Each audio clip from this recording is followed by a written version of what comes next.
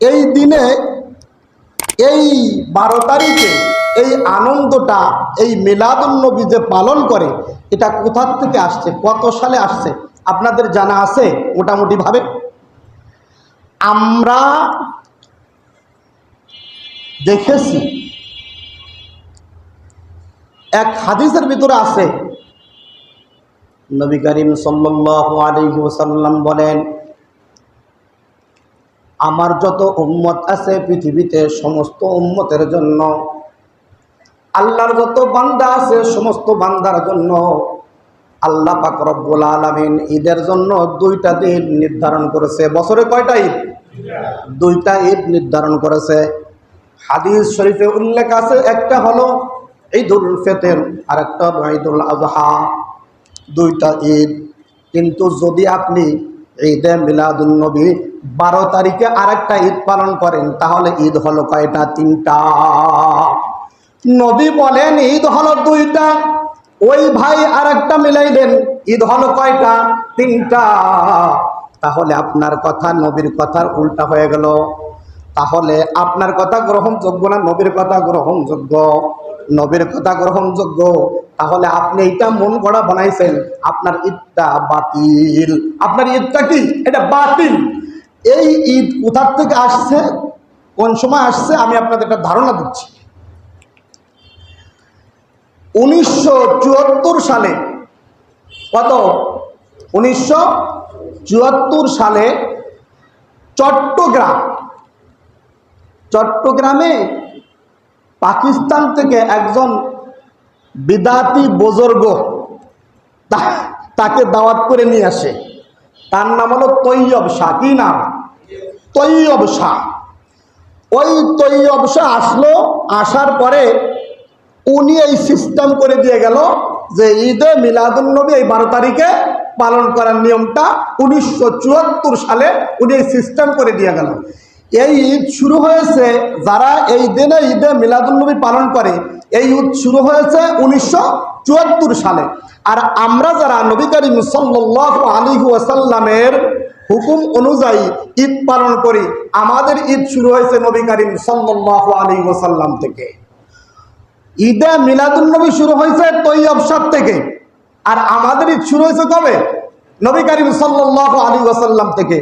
তাদের ঈদ শুরু হয়েছে পাকিস্তান থেকে, আমাদের ঈদ শুরু হয়েছে মক্কা মদিনা থেকে।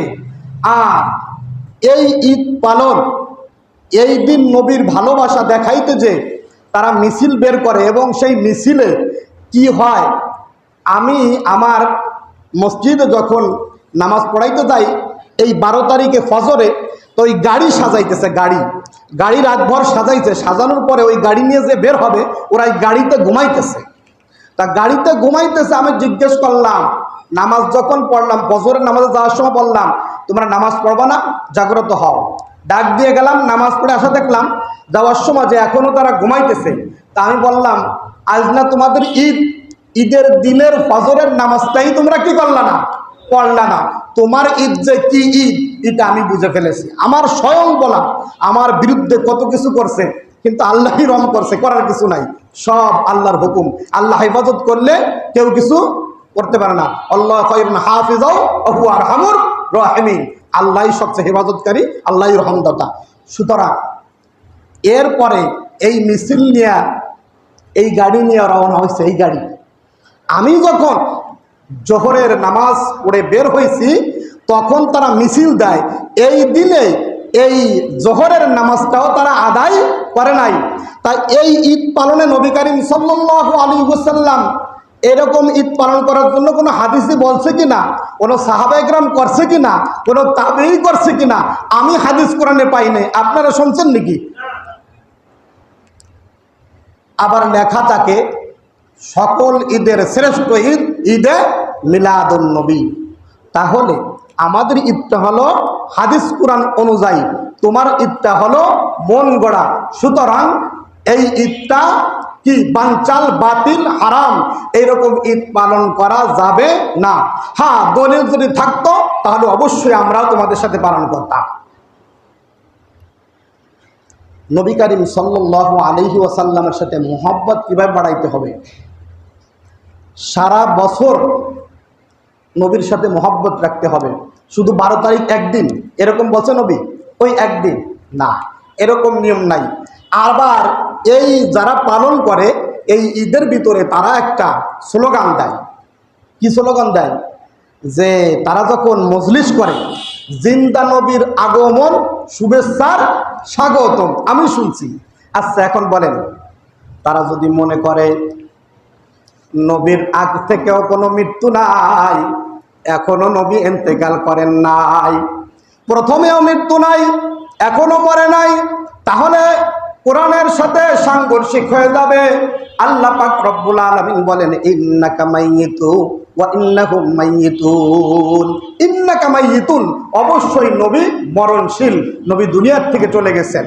এখন তারা যদি এই কথা বলে, হ্যাঁ ওই সময় চলে গেছেন, এখন নবী জীবিত হয়ে আবার আমাদের কাছে এই মজলিসে আসেন, তাহলে হাদিস শোনেন। আলান নবী সাল্লাল্লাহু আলাইহি ওয়াসাল্লাম আল আম্বিয়াউ আহয়াউন ফি কুবুরিহিম ইউসাল্লুন।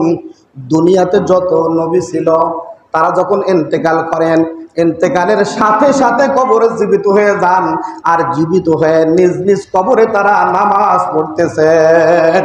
ফি কুবুরিহিম ইউসাল্লুন, তারা কি কবর থেকে বের হয় নাকি কবরের ভিতর নামাজ পড়ে? কবরের ভিতরেই নামাজ পড়ে। তা তোমার যে মজলিসে আসে জিন্দা নবী হইয়া, এরকম তো কোনো দলিল পাওয়া যায় না, এরকম কোনো হাদিসও পাওয়া যায় না, তুমি এই কথা কেন বলো? হাদিসে আছে যে সময় দুরুদ পড়া হয়, এই দুরুদগুলো নবীর কাছে রওজায়ে ফেরেশতারা পৌঁছায় দেয়। তা নবী তো আসে না, নবীর কাছে কি পৌঁছায় দেয়? তা নবী যদি আসে, আসে কার কাছে? সম্মানী ব্যক্তির কাছে আসে। নবী সম্মানী ব্যক্তি হয়ে তোমার কাছে আসবে, তুমি সম্মানী, তাহলে নবী তোমার থেকে, আল্লাহ মাআযাল্লাহ, আল্লাহ মাফ করুক, নবী তোমার থেকে অসম্মানী? নাউযুবিল্লাহ। সে বলে নবী আসে, উনি কত কি কি সম্মানী, উনার মজলিসে নবী আসে। নবী না বলছে তুমি আমাকে যে সালাম দিবে, কোথায়? মদিনাতে। ক্বালান নবী সাল্লাল্লাহু আলাইহি ওয়াসাল্লাম মান যারা কবরি ওয়াজাবাত লাহু শাফাআতি আও কামা ক্বালা আলাইহিস সালাতু ওয়াস সালাম। যে ব্যক্তি আমার কবর জিয়ারত করে তার জন্য আমার সুপারিশ করা কি হয়ে যায়? ওয়াজিব হয়ে যায়। অন্য হাদিসে আছে যে আমাকে এসে সালাম দেয়, আমাকে আমার সামনে এসে সালাম দেয়, দুনিয়াতে যেমন আমি শুনি এমন ভাবে এখনো আমি সরাসরি শুনি। তোমাকে যে সালাম দেওয়ার জন্য বলছে, তোমাকে যে, নবী আসবে না, তুমি যাবা। সুতরাং এই উল্টা পাল্টা মানুষকে বুঝানো আর এই উল্টা পাল্টা আমল, এটা তুমি করো না, এই আমল গ্রহণযোগ্য না।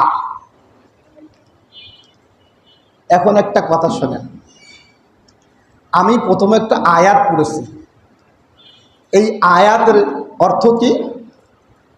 ওয়ামা আরসালনাকা ইল্লা রাহমাতাল লিল আলামিন। আল্লাহ পাক রব্বুল আলামিন বলেন, আমি নবীকে রহমত স্বরূপ পাঠাইছি, সারা দুনিয়া সারা জগতের জন্য রহমত বরকত স্বরূপ পাঠিয়েছি। নবী মানব জাতির জন্য